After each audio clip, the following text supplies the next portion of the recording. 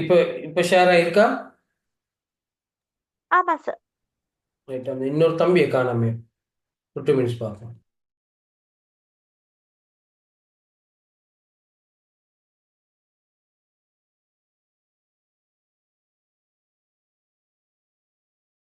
Right, இதை வாசிச்சு பாருங்க அப்ப இந்த கணக்கு. The following information related to manufacturing company for the next financial year. The company employee 2 production cost center and 2 service cost centers for accumulating overheads. அவ சொல்றாங்க production cost centre, சேவிஸ் cost centre. அங்க உற்பத்திக்கு சேவை வழங்குற there are 2 department. One is store and other one is canteen. Right. Machinery department, parking department ரெண்டு சொல்லியிருக்காங்க. இதுதான் டைரக்டா ப்ரொடக்ஷன்ல ஈடுபடுது. இந்த ப்ரொடக்ஷன்ல ஈடுபடுற நிறுவனத்துக்கு சேவை வழங்குற நிறுவனம் இது. ரைட். சொல்றாங்க இன்டிரெக்ட் மெட்டீரியல் சொல்றாங்க மெஷினரி டிபார்ட்மெண்ட்டுக்கு இவ்வளவா, பேக்கிங் என்ன சாரி பேக்கிங் டிபார்ட்மெண்ட்டுக்கு இவ்வளவா. ரைட். இன்டிரெக்ட் லேபர் சொல்றாங்க, இன்டிரெக்ட் லேபர் சொல்றாங்க மெஷினரி டிபார்ட்மெண்ட்டுக்கு இவ்வளவு, parking department sorry packing department இவ்வளவு, ஸ்டோரேஜ் எவ்வளவு, கேன்டீனுக்கு இவ்வளவுன்னு சொல்லி சொல்றாங்க. Right. And other example, area occupied எவ்வளவு இடம், in meter square meter, total 10,000. அப்ப இதுல மெஷினரி டிபார்ட்மெண்ட்டுக்கு 5,200 ஸ்கொயர் மீட்டர், பேக்கிங்க்கு சொல்றாங்க 2,500 மீட்டர் ஸ்கொயர் மீட்டர், ஸ்டோரேஜ்க்கு 1,300 அண்ட் கேன்டீனுக்கு 1,000. Number of employee all together 20. அதுல 10 machinery, 6 packing,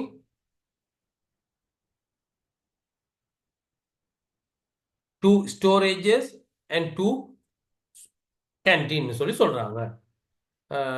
number of store requested requisition, number of store requisition, அதாவது 140 கட்டளை, 140 தடவை வாங்கியிருக்கிறாங்க போய் டைம்ஸ். டிபார்ட்மெண்ட் போயிட்டு வாங்கியிருக்குது 100 டைம்ஸ். பேக்கிங் டிபார்ட்மெண்ட் போயிட்டு வாங்கியிருக்கான் 40. ரைட். அதில் சொல்றாங்க depreciation on building 300,000, electricity for lighting and air condition 180, fuel for machine running 120, insurance on building, staff welfare 2,000. You are required to perform allocation, appropriation and reappropriation of overheads to the cost center சொல்லி சொல்றாங்க. Right. If we can find out directly, இது வந்து இப்போ பாருங்க அவங்க சொன்னது வந்து என்ன சொல்லியிருக்காங்க, டிப்ரிசியேஷன் ஆன் பில்டிங். பொதுவாக சொல்லியிருக்கிறாங்க பெருமான தேய்வு, கட்டிட பெருமான தேய்வுன்னு. அப்போ அங்கே 4 கட்டிடங்கள் இருக்குது. என்னென்ன கட்டிடம்? மெஷினரி டிபார்ட்மெண்ட் இருக்குது, பேக்கிங் டிபார்ட்மெண்ட் இருக்குது, ஸ்டோரேஜ் டிபார்ட்மெண்ட் இருக்குது, கேன்டீன் டிபார்ட்மெண்ட் இருக்குது. இதில் எந்த டிபார்ட்மெண்ட் பெருமான தேய்வுன்னு நம்மளால இனம் காண முடியுமான்னு யோசிச்சு பாருங்க. அது சொல்றாங்க electricity for light and air condition, இதுவும் நம்மளால இனம் காண முடியுமான்னு யோசிச்சு பாருங்க. ஏர் கண்டிஷன் பண்ணியிருக்கிறாங்களாம், அப்ப நமக்கு தெரியாது மெஷினரி டிபார்ட்மெண்ட்டை தான் ஏர் கண்டிஷன் பண்ணியிருக்காங்களா, அல்லது பேக்கிங் டிபார்ட்மெண்ட்டையா, அல்லது ஸ்டோரா, அல்லது கேன்டீனா நமக்கு தெரியாது. அடுத்து சொல்றாங்க ஃபியூல் ஃபார் மெஷின் ரன்னிங். அப்ப நம்ம சொன்னோம் மூலப்பொருள், இது வந்து எங்க வரப்போகுது? மெஷினரி டிபார்ட்மெண்ட்டுக்கு வருமா, பேக்கிங் டிபார்ட்மெண்ட்டுக்கு வருமா, ஸ்டோரேஜுக்கு வருமா, கேன்டீனுக்கு வருமா? யாராவது சொல்லுங்க பார்ப்போம் பிள்ளைகளுது. ஃபியூல் அண்ட் மெஷின் ரன்னிங்க்கு 120,000 rupees காஸ்ட் வந்திருக்குது. இது எங்க வரும்? 4க்கும் பொதுவானதா, அல்லது ஏதாவது ஒரு டிபார்ட்மெண்ட்டுக்கு ஸ்பெசிஃபிக்கா நம்மளால ஐடென்டிஃபை பண்ண முடியுமா? சொல்லுங்கம்மா. மெஷினரி. Very good. ஏன்? ஃபியூல் வந்து ஃபியூல் மெஷின் ரன்னிங்னே சொல்லிட்டாங்க, அது வந்து மெஷினரி டிபார்ட்மெண்ட்டுக்கு தான் வரப்போகுது. இன்சூரன்ஸ் ஆன் பில்டிங்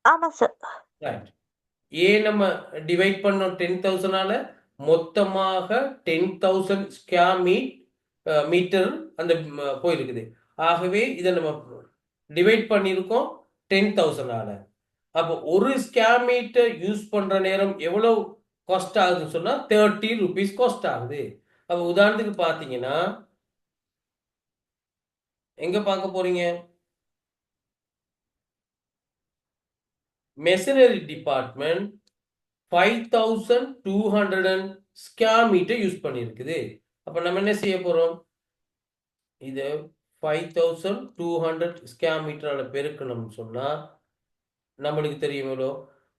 156,000 டிப்ரிசியேஷன் ஆகியிருக்குது இந்த மெஷினரி டிபார்ட்மெண்ட்டுக்கு. சரியான ஒருக்கா போயிட்டு பார்ப்போம். இந்த இருக்கு 156,000 போயிருக்குது. எதுக்கு? பில்டிங்கு. அதே போல நீங்க கண்டுபிடிச்சிட்டோம்னா ஒரு ஸ்கொயர் ஃபீட் யூஸ் பண்ணா ஏற்படுதுன்னு சொன்னீங்க 30 ருபீஸ்னு. எப்படி கண்டுபிடிச்சோம்? இந்த 300,000 10,000 ஸ்கொயர் மீட்டரால டிவைட் பண்ணோன்னு if they used 1 square meter the building depreciation would be 30 rupees. So the packing department has how many square meters? So 2,500 square meters using by packing department. So நம்ம எப்படி கண்டுபிடிக்க போறோம்? எப்படி கண்டுபிடிக்க போறோம்? 2,500 square meters. இந்த இருக்குது 2,500 square meters packing departmentக்கு. அவை 2,500 square meters into 30 rupees.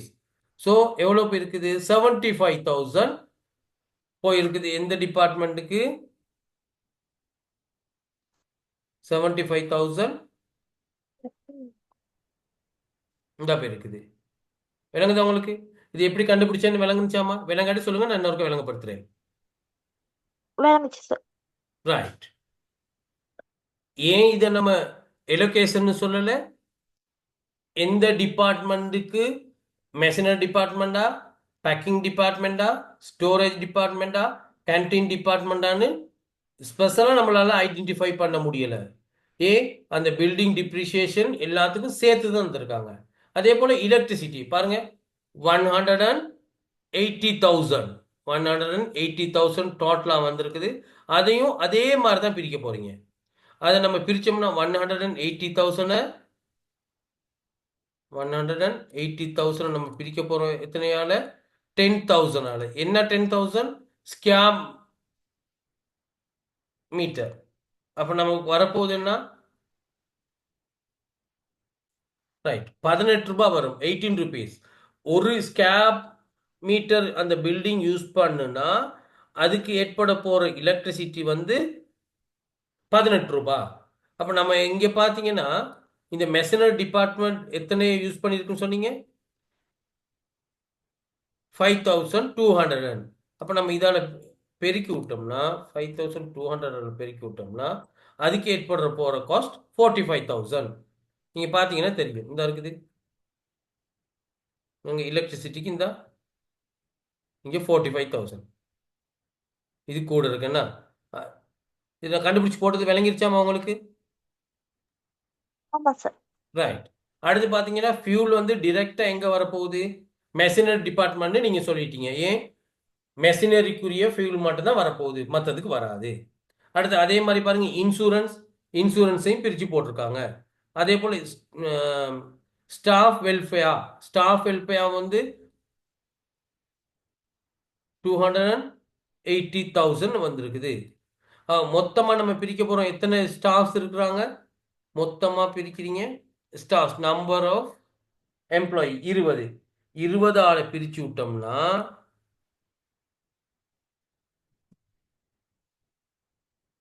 ஒரு ஸ்டாஃப் வந்து வேலை செய்யற நேரம் அவருக்காக ஏற்படுற காஸ்ட் வந்து 14,000. உதாரணத்துக்கு போயிட்டு பார்ப்போம்னா மெஷினரி டிபார்ட்மெண்ட்டில் எத்தனை பேர் வேலை செய்கிறாங்க? 10 பேர் வேலை செய்கிறாங்க. ஆகவே ஒரு ஆளுக்கு 14,000 ரூபான்னா 10 பெருக்கணும்னா 1,40,000. 10 பெருக்கணும்னா 1,40,000 ரூபாய் போகுது.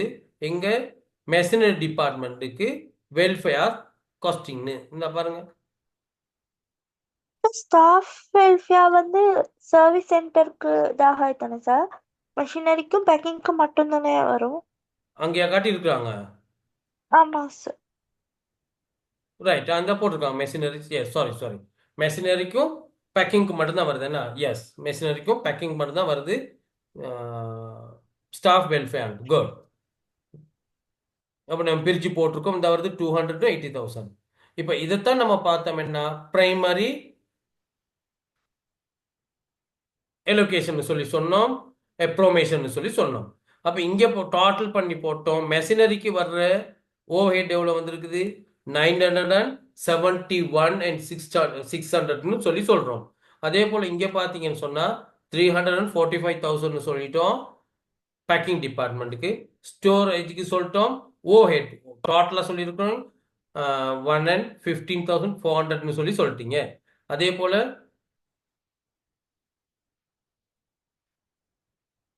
கேன்டீனுக்கு சொல்லி இருக்கிறீங்க 180. இப்போ என்ன செய்ய போறோம்? இந்த காஸ்ட், இந்த 2 சேவை டிபார்ட்மெண்ட் பெற்றுக்கொண்ட அல்லது சேவை டிபார்ட்மெண்ட்ல உள்ள அந்த காஸ்ட்டை நம்ம என்ன செய்ய போறோம் சொல்லுங்க பார்ப்போம்.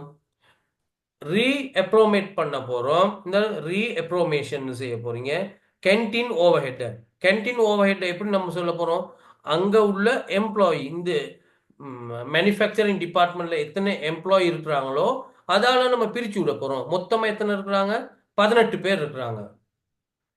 மேனுஃபேக்சரிங் டிபார்ட்மெண்ட் இது ரெண்டும் சேர்த்து, இந்த 2 டிபார்ட்மெண்ட்லையும் சேர்த்து எத்தனை பேர் இருக்கிறாங்க? 18 பேர் இருக்காங்க. இப்பதான் நீங்க சொன்ன ஹேமா 18 பேரால பிரிச்சு விட்டு 10ஆல பெருக்கணும். ஏன் 10ஆல பெருக்கணும்? 10 பேர் மெஷினரி டிபார்ட்மெண்ட்ல வேலை செய்யறாங்க. பேக்கிங் டிபார்ட்மெண்ட்ல எத்தனை பேர் வேலை செய்யறாங்க? 8 பேர் வேலை செய்யறாங்க. இந்த 6 பேர் சார். 6 என்ன மொத்தம்? ரைட், இங்க வேலை செய்யறாங்க 2. எஸ், அப்ப மொத்தமா பாருங்க எப்படி வந்துருச்சு. இந்த என்ன கேன்டீன்கிற சேவையை வாங்கி இருக்கிறாங்க. கேன்டீன்ல உள்ளவங்க தவிர மற்றவங்க 10, 6, 2ங்கிற வகையில வந்துருச்சு. மொத்தம் 18. எப்படி வந்துச்சு?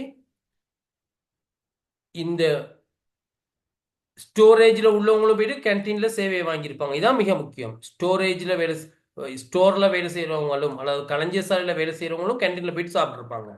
ஸோ மொத்தமா 10, 6, 2ங்கிற வகையில பிரிச்சு போட்டோம். எதை? இந்த 180,000 கேன்டீன் சர்வீஸை பிரிச்சு போட்டதுக்கு பிறகு டோட்டல் வந்துருச்சு நம்மளுக்கு. இப்போ என்ன செய்ய போறோம்? நம்மளுக்கு தெரிஞ்சிருச்சு ஸ்டோரேஜுக்குள்ள ஓவர்ஹெட் மொத்தமா எவ்வளோ உண்டு. இப்போ என்ன செய்ய போறோம்? இதையும் ரீஎப்ரோமேட் பண்ண போறோம். எந்த அடிப்படையில் ரீஎப்ரோமேட் பண்ண போறோம்னா ரிக்வசிஷன். எத்தனை தடவை போயிட்டு இந்த சேவையை பெற்றுக்கோங்க. மொத்தமா எத்தனை? 140. இந்த 140 1,27,400 140ஆல பிரிச்சோம். 140ஆல டிவைட் பண்ணோம்னா எவ்வளவு வருது? 100 வருது. அங்க எவ்வளவு வருது? 40 வருது. அப்ப நம்ம 100க்கும் 40 மொத்தம் 140. அப்ப இதால பெருக்கிறோம், 100ஆல பெருக்கணும்னு நமக்கு வருது. டோட்டல் எவ்வளவு வருது? 91,000 வருது. இது 40ஆல பெருக்கணும்னா வருது எவ்வளோ?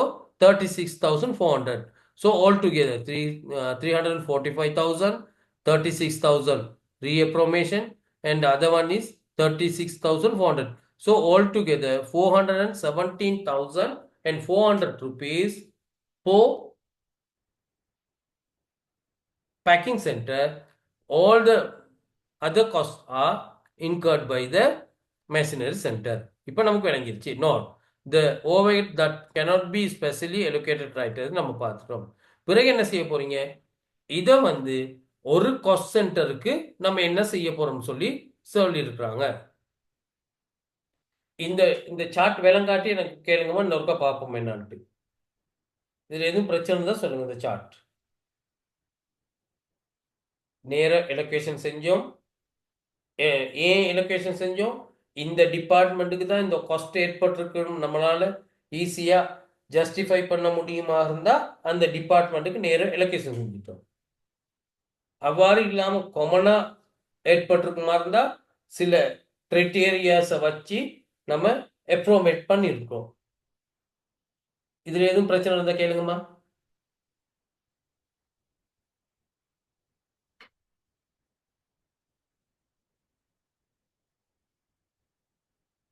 பேரரசி இல்ல கேளுங்கம்மா. சார்.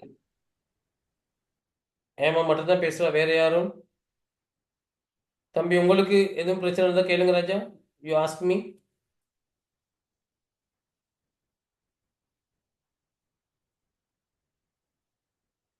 அடுத்தது போமா. பேரரசி சரியா நான் பேர் சொல்றது? சரி சார். உங்களுக்கு விளங்கிருச்சாமா? எதுவும் டவுட் இருக்கா? விளங்கிருச்சு சார். தம்பி உங்களுக்கு பினோல் தம்பி அவர் காணாம போயிட்டாரு கேட்ட உடனே. சிக்னல் ரொம்ப தெரியாது. ஓகே.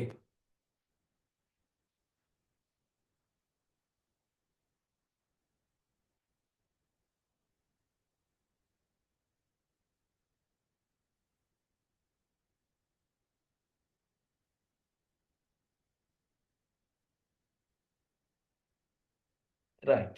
இப்போ நம்ம என்ன செய்ய போறோம்? Absorption of overheads cost to the cost unit. அதாவது மொத்தமா ஏற்பட்ட ஓவர்ஹெட்டை நம்ம ஏதோ ஒரு அடிப்படையில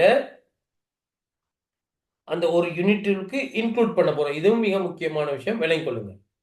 ரைட். அதை இன்க்ளூட் பண்றதுக்கு நம்ம ஒரு 6 பேசிஸை யூஸ் பண்றோம். ஒன்று வால்யூம் ஆஃப் அவுட்புட் சொல்றாங்க, டிரெக்ட் லேபர் ஹவர் சொல்றாங்க, மெஷின் ஹவர் சொல்றாங்க, டிரெக்ட் மெட்டீரியல் காஸ்ட் சொல்றாங்க, டிரெக்ட் லேபர் காஸ்ட் சொல்றாங்க, பிரைம் காஸ்ட்னு சொல்லி சொல்றாங்க. ஸோ நமக்கு ஏற்பட்ட மொத்த ஓவர்ஹெட் காஸ்ட்டை ஒரு யூனிட்டுக்கு இவ்வளவு தான் போயிருக்கும் சொல்லி நம்ம உள்ளடக்கிறதுக்கு தேர் ஆர் 6 பேசிஸ் சொல்றாங்க. என்னவா? இப்போ மொத்தமா இருக்குங்களே, வால்யூம் ஆஃப் அவுட்புட், அதாவது மொத்தமாக எத்தனை அவுட்புட் வந்துச்சோ அந்த அவுட்புட் அடிப்படையில் இந்த ஓவர்ஹெட்டை ஒரு யூனிட்டுக்கு இவ்வளவு தான் போயிருக்கும்னு சொல்லி நம்ம அப்சார்ப்ஷன் செய்ய போறோம். அப்சார்ப்ஷன் ரேட்னு சொல்லி சொல்றாங்க, உறிஞ்சல் வீதம். Unit cost rate equal to budgeted overhead budgeted output. மொத்தமாக பட்ஜெட்டட் ஓவர்ஹெட் சொல்லுங்களேன். 100,000 நம்ம பட்ஜெட் பண்ணியிருக்கோம், மதிப்பீடு செஞ்சிருக்கோம் ஓவர்ஹெட்னு. 100,000 சொல்லுங்களேன். 1000 யூனிட்ஸ் தான் அவுட்புட்டா இருந்தா அதை பிரிச்சு விட்டோம்னு சொன்னா ஒரு யூனிட்டுக்கான காஸ்ட் வரப்போகுது எவ்வளவுட்டு. அப்படி இல்லாட்டி சொல்றாங்க direct labour hours, budgeted over hours budgeted direct labour ஹவர்ஸால பிரிச்சு விடுறீங்க. இப்ப சொல்லுங்களேன், மொத்தமாக நமக்கு ஏற்பட்ட காஸ்ட் சொல்லுங்களேன். மொத்தமாக நமக்கு ஏற்பட்ட ஓவர்ஹெட் வந்து ஒரு 15,000 ஏற்பட்டிருக்குது. மொத்தமாக நம்ம இந்த பொருட்களை உற்பத்தி செய்யறதுக்கு பயன்படுத்தின மெஷின் ஹவர்ஸா இருக்கலாம், அல்லது லேபர் டிரெக்ட் லேபர் ஹவர்ஸா இருக்கலாம். லேபர் ஹவர்ஸ் சொல்லுங்களேன், ஒரு 100 ஹவர்ஸ் யூஸ் பண்ணிருக்கோன்ட்டு. அப்போ ஒரு அவர் ஒரு மனிதர் வேலை செய்யற நேரம் அதுக்கு ஏற்படுற ஓவர்ஹெட் காஸ்ட் வந்து 150 ரூபாய். ஸோ அந்த ஒரு குறிப்பிட்ட எக்ஸ்ங்கிற பொருளை உற்பத்தி செய்யறதுக்கு 3 மணித்தியாலம் ஒரு நபர் வேலை செய்யணுமாக இருந்தா அந்த 3ஆல பெருக்கி விட்டோம்னா அந்த குறித்த பண்டத்தை உற்பத்தி செய்யறதுக்கு ஏற்பட்ட ஓவர்ஹெட் காஸ்ட் வந்து 450 ரூபாய். அப்ப நம்மளுக்கு தெரிஞ்சிருக்கணும் எப்படி direct material cost, direct labor cost, direct other expenses plus manufacturing overhead னு சொல்லி சொன்னோம். அப்பதான் உங்களுக்கு ப்ரொடக்ஷன் காஸ்ட் வரும்.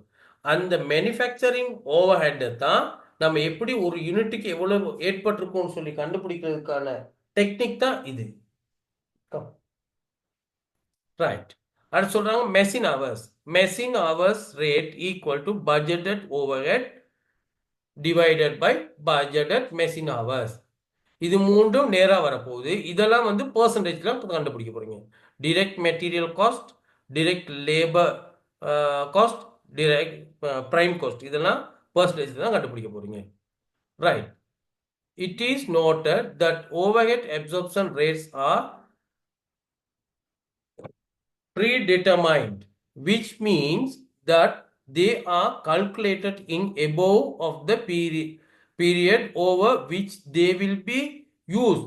The reason for this அதாவது இது முன்கூட்டியே திட்டமிட்டிருப்பாங்க. இந்த அடிப்படையில தான் இந்த காஸ்ட் வந்து போகுது. இப்போ நான் there are 6 methods we have learned. Remind பண்ணுங்க அப்ப யாராவது சொல்லலுமா? நம்ம 6 பேசிஸ்ல நம்ம இந்த ஓவர்ஹெட்டை அப்சார்ப்ஷன் செஞ்சோம் அல்லது எலோகேஷன் செஞ்சோம். யாருக்காவது சொல்லலுமாமா? ஞாபகம் இருக்கா? 2 பேர் இருக்கிறீங்க, ஏமாவும் பேர் சொல்லுங்க. 2 பேரும் 3 சொன்னாலே போதும். Come on quick.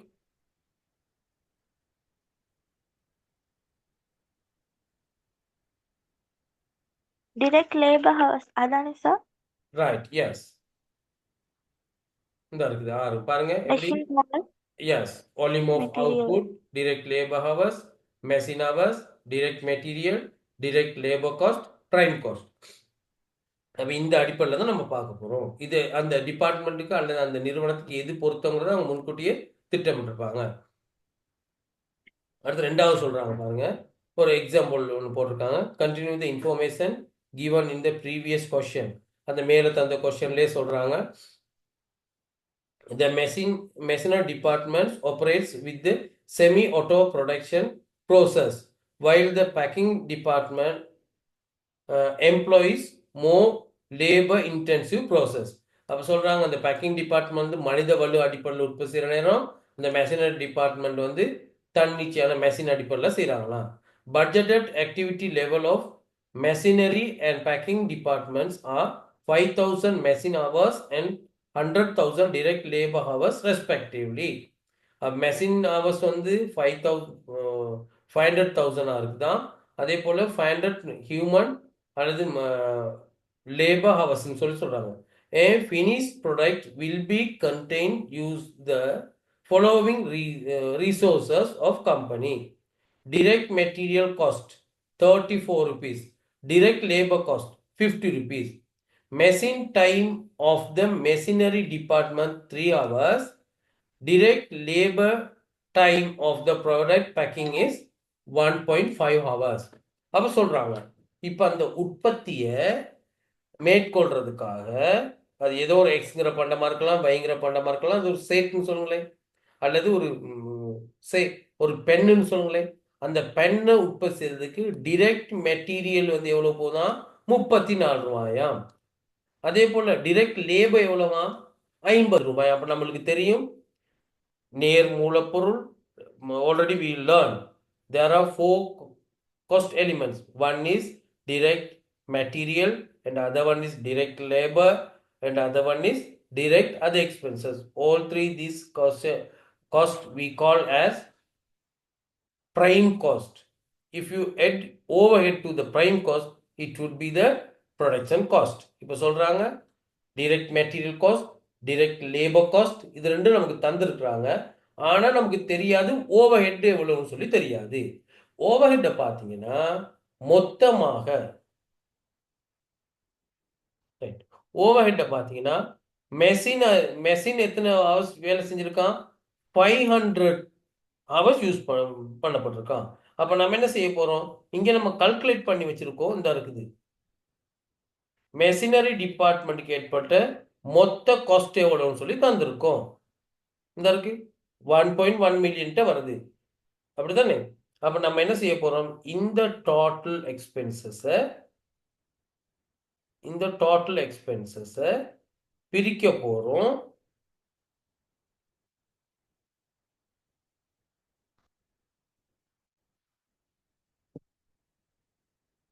அந்த டோட்டல் எக்ஸ்பென்சஸை பிரிக்க போறோம். எத்தனையால பிரிக்க போறீங்க? 500,000 பிரிக்க போறீங்க. ஏன் 500,000 பிரிக்கிறோம்?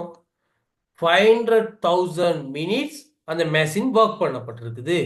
ஸோ 1 நிமிடம் வேலை செஞ்சா அதுக்கு ஏற்படுற காஸ்ட் வந்து 2.245 2 cents. அந்த மெஷின் வந்து ஒரு ஹவர் வேலை செஞ்சா அதுக்காக ஏற்பட போற ஓவர்ஹெட் காஸ்ட் வந்து 2.2452. ஏன் இப்படி கண்டுபிடிச்சோம்? மொத்தமாக மெஷின் எத்தனை ஹவர்ஸ் வேலை செஞ்சிருக்குது? சாரி, மொத்தமா மெஷின் எத்தனை ஹவர்ஸ் வேலை செஞ்சிருக்கு அந்த உற்பத்தியை மேற்கொள்றதுக்கு? 500 ஹவர்ஸ் வேலை செஞ்சிருக்குது. 500,000 ஹவர்ஸ் வேலை செஞ்சிருக்குது. அந்த 500,000 ஹவர்ஸ் வேலை செஞ்சதுனால தான் ஏற்பட்ட காஸ்ட் எவ்வளவு? 100 1000 போயிருக்கு. 1122 and 600 rupees காஸ்ட் ஆகிருக்குது. ஸோ இதை நம்ம டிவைட் பண்றோம் 500,000ஆல. அப்போ ஒரு நிமிஷம் வேலை செஞ்சா எவ்வளோ இருக்கு? இங்க சொல்றாங்க எத்தனை நிமிஷம் வேலை செய்தா அந்த மெஷினை உற்பத்தி செய்யறதுக்கு, பொருளை உற்பத்தி செய்யறதுக்கு 3 hours. அப்போ நம்ம என்ன செய்யணும்? we have to multiple by 3. So ₹6.74 ஏற்பட்டிருக்குது. அப்ப இங்க மெஷின் டிபார்ட்மெண்ட்டுக்கு எவ்வளவு ஏற்பட்டிருக்கு? 6.75 கூட நம்ம போடலாம். இதை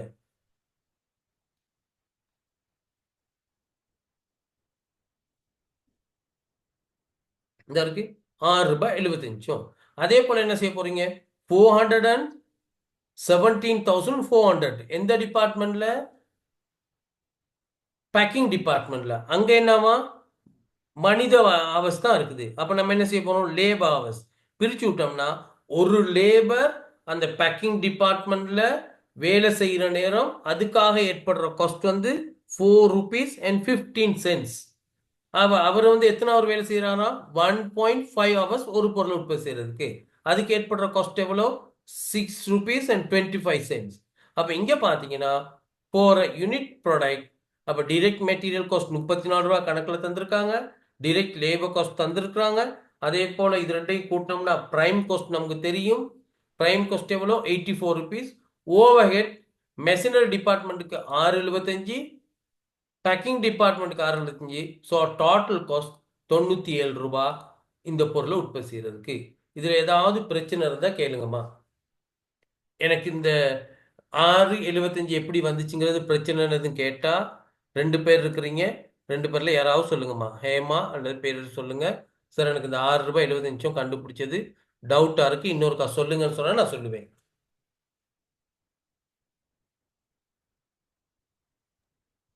சார் சொல்லுங்கம்மா.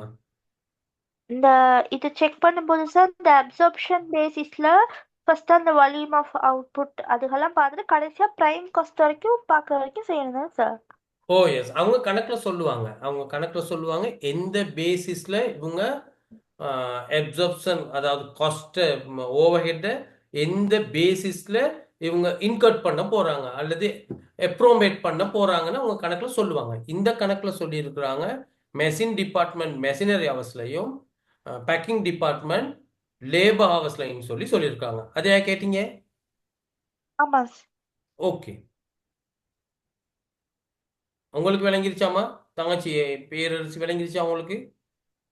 விளங்கிச்சு சார், கிளியர் சார்.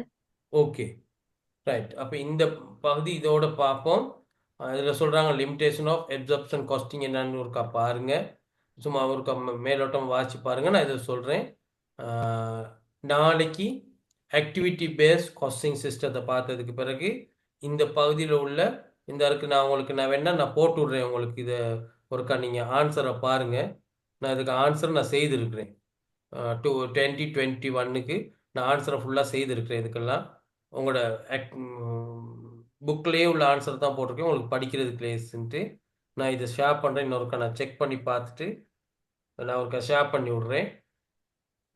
அடுத்த கிளாஸில் இதை டிஸ்கஸ் பண்ணுவோம். நாளைக்கு இதை டிஸ்கஸ் பண்ணிவிட்டு அடுத்த பகுதிக்கு வருவோம்.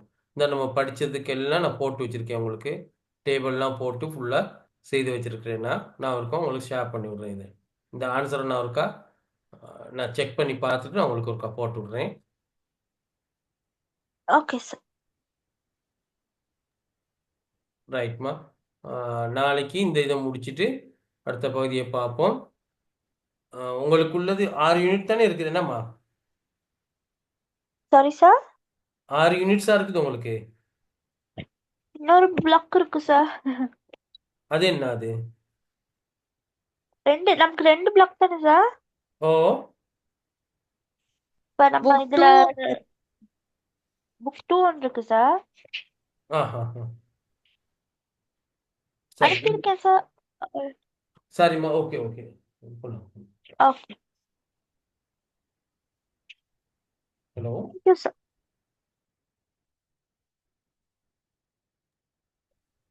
Thank you, sir.